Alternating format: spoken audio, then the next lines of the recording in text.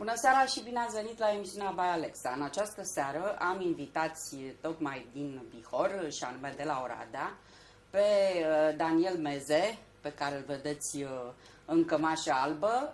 Daniel Meze este președintele Mișcării Populare Bihor. Bună seara! Bună seara, bine ai venit, bine am revenit, Daniel. Și pe Horea Vașcan, membru Mișcarea Populară și ex-candidat la primăria din Oradea, da? Să rămână și bună seara, dragi Bună seara, Horea, și bine ai venit. Sunt Horea Vușcan.